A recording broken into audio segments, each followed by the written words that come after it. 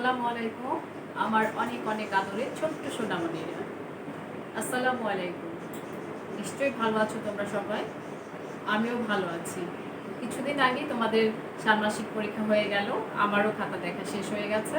তোমরা বেশ ভালো করেছো, একটু ছোটোখাটো ভুল ছাড়া। যেমন ধরো যে টিক চিহ্ন যেটা, আমি সেটা দেখাচ্ছি কোথায় টিক দিতে হবে, সেটা দুই একজন ভুল করেছো। পরবর্তী পরীক্ষায় যাতে ভুলটা না হয় আমি আবার একটু দেখাই দিচ্ছি। দেখতে পাচ্ছ, এটা কিন্তু টিক চিহ্ন। একটা ওয়ার্ডের দুইটা বানান থাকবে, একটা হচ্ছে ভুল আর একটা সঠিক। তোমাকে টিক দিতে হবে সঠিকটার উপরে, না পাশে না নিচে। ঠিক আছে? পরবর্তী যে পরীক্ষাটা হবে সে এবার যেন আর ভুল না করো। আর একটু ভুল যেটা দেখলাম সেটা হচ্ছে রাইমসে তোমরা নাম লেখো নাই। ওখানে তোমাদের রাইমস কিন্তু প্রত্যেকটা রাইমসই 4 লাইন করে, আমার কিন্তু দাগ টানা আছে ওখানে 5 লাইন। তোমাদেরকে এমন ক্লাসের সময় বলেছিলাম তোমাদের নামে কিন্তু মার্কস আছে।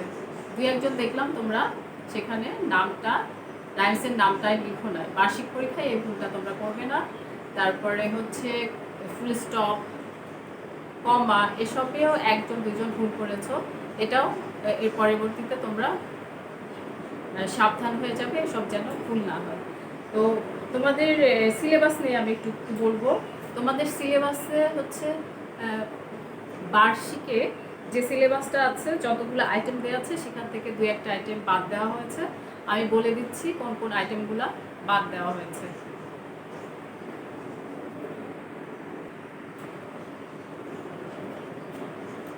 তোমাদের দেখো, মেক টু ওয়ার্ডস আমি এর আগের ক্লাসগুলোতে আমি এ থেকে জেড পর্যন্তই দাগিয়ে দিয়েছিলাম।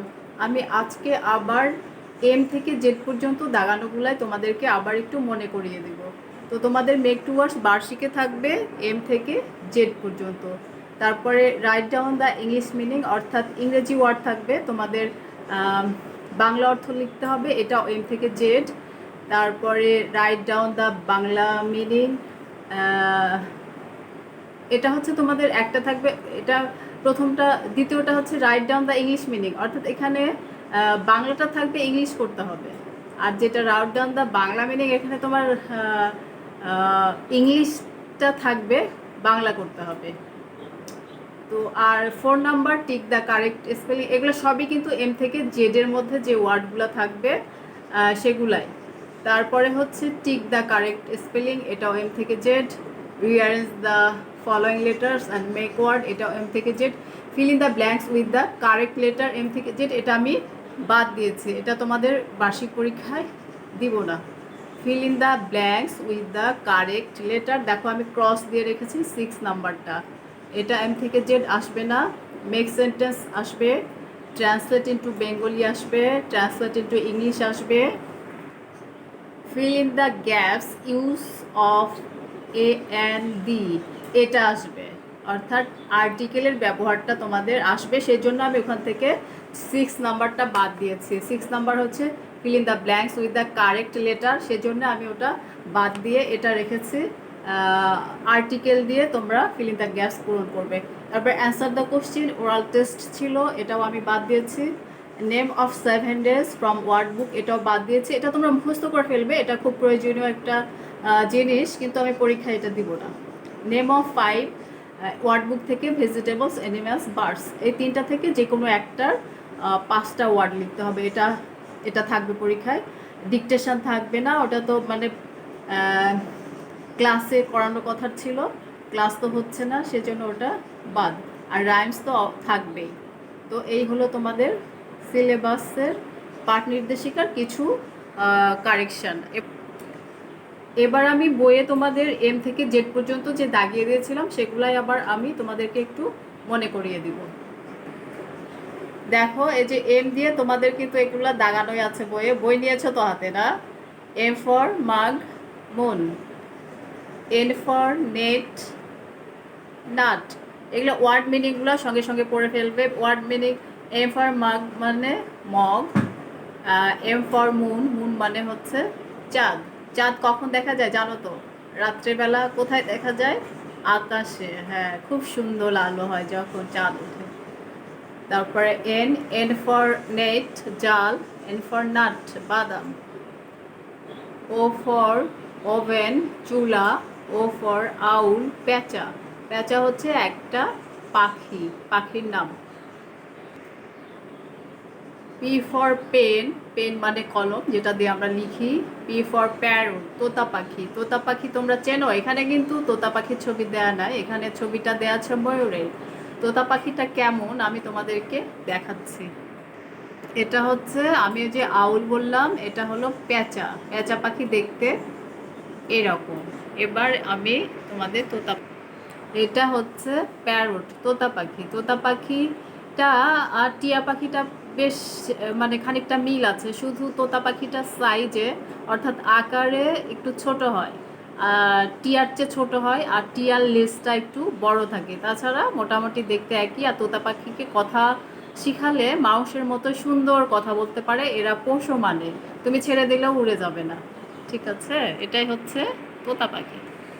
তারপরে কিউ, কিউ ফর কুইন, রানে।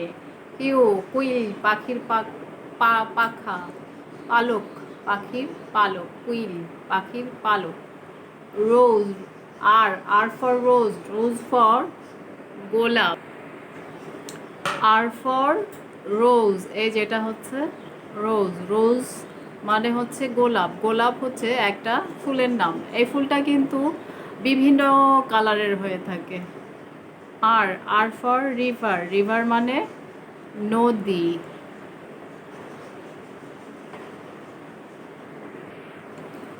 S, S for ship. তোমরা দেখতে পাচ্ছ এবং বইয়ে তো দাগানোই ছিল, শুধু মিলায় নাও যে ঠিকঠাক আছে কিনা। এস ফর শিপ, শিপ জাহাজ, যেটা পানিতে চলে এবং এই জাহাজে করে বড় বড় জিনিস এক দেশ থেকে আর এক দেশে পানিপথে আনা নেওয়া করা হয়, মানুষও যাতায়াত করে। এস ফর সান, সান মানে সূর্য। সূর্য আমাদেরকে কি দেয়? আলো দেয়, তাপ দেয়। এই আলো তাপ না থাকলে পৃথিবী কি হতো? পৃথিবী অন্ধকার, সব মরে যেত, কিছু থাকতো না। ছি, এই টি উচ্চারণ কিন্তু ট হবে না, ঠ দিয়ে উচ্চারণ করতে হবে। ঠি, এটা টি ফর শ্রী, শ্রী মানে গাছ। টি ফর ছয়, ছয় মানে খেলনা। তারপরে ইউ, ইউ ফর আঙ্কেল, চাচা, চাচা মামা খালু সবই হয় আঙ্কেলতে। তারপর ইউ ফর ইউনিটি, ইউনিটি মানে হচ্ছে একতা। একতা মানে আমরা সবাই সবার সঙ্গে একসঙ্গে মিলেমিশে থাকবো, সেটাকেই বলে হচ্ছে একতা বা ইউনিটি। এরপরে পৃষ্ঠা উল্টাও।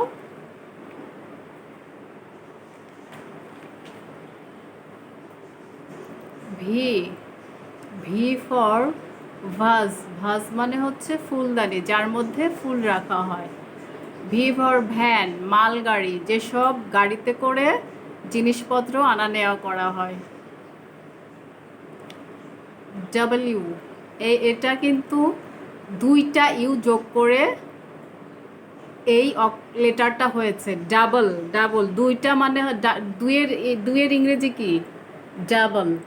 আর এটা এর মধ্যে আছে দুইটা ইউ, সেটা সেই জন্য আমরা কি বলবো? Double you. এভাবে ডাবল ইউটা আমরা খুব তাড়াতাড়ি বলবো, সেটাই হবে হচ্ছে ডাবলিউ এর উচ্চারণ।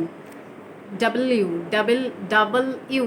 ঠিক আছে, এই এটা কিন্তু এর মধ্যে দুইটা ইউ আছে, double you, W, W. Wheel মানে হচ্ছে চাকা। তারপরে ওয়াটার মানে পানি। এক্স, এক্স রে রঞ্জন রশ্মি, যেটা দিয়ে কি কাজে লাগে? এটা আমরা প্রায় কিন্তু যে হাসপাতালগুলোতে, তারপরে যেখানে রোগ নির্ণয় করা হয়, হয়তো অনেকেই দেখে থাকবে, এরকম পরীক্ষা নিরীক্ষা করতে হয়, ছবি তোলা হয়, তারপরে দেখা যায় যে আমাদের ভিতরে কি অসুখ আছে না আছে সেটা বাইরে থেকে যেটা দেখা যায় না, ওই ছবির মাধ্যমে ভিতরে সব জিনিসগুলা দেখা যায়, কোনো সমস্যা থাকলে সেটা ধরা পড়ে, সেটাই হচ্ছে এক্স রে। তারপরে ক্রিসমাস, ক্রিসমাস হচ্ছে বড়দিন। ক্রিসমাস মানে হচ্ছে বড়দিন। এটা খ্রিস্টানদের ধর্মীয় সবচেয়ে বড় উৎসব। আমাদের মুসলিমদের যেমন ঈদ, এটা খ্রিস্টান ধর্মাবলম্বীদের জন্য এটা ওদের ধর্মীয় সবচেয়ে বড় উৎসব। তারপরে হচ্ছে ওয়াই। ওয়াই ইয়োলো, এই যে ইয়োলো, ইয়োলো মানে হচ্ছে হলুদ। হলুদ হচ্ছে একটা রং, হলুদ রংকে বোঝানো হয়েছে। ইয়েলো মানে হলুদ, ইয়ার মানে বছর। তারপরে জেড, জু, চিড়িয়াখানা। চিড়িয়াখানা যেখানে আমরা অনেকেই হয়তো দেখেছি চিড়িয়াখানায় যে ওখানে অনেক ধরনের পশু পাখি রাখা হয় দেখার জন্য, সেটাকেই বলে চিড়িয়াখানা। তারপর হচ্ছে জিরো, জিরো মানে হচ্ছে শূন্য। তো এই হচ্ছে তোমাদের এম থেকে জেড পর্যন্ত 2টে করে ওয়ার্ড, সবাই পড়বে। এরপরে আমি ওয়ার্ড মিনিং দেখাবো। তো এতক্ষণ আমরা মেক টু ওয়ার্ডস করলাম এম থেকে জেড। এখন এম থেকে জেডের মধ্যেই আমরা বাংলা মিনিংগুলো শিখব। এখানে এম থেকে জেড পর্যন্ত আমি যে 2টা করে ওয়ার্ড দাগিয়ে দিয়েছি, তার বাইরেও এম থেকে জেডের মধ্যেই ওয়ার্ডগুলো আছে, আমি কিছু নতুন ওয়ার্ডের মিনিংও লিখেছি। তো তোমরা দেখে নাও কি কি সেগুলো। Write down the Bangla meaning M to Z. প্রথমটা আমি লিখেছি মুন। মুন মানে চাঁদ। ম্যাঙ্গো মানে আম। নেট জাল। নাট বাদাম। ওভেন চুলা। আউল পেঁচা।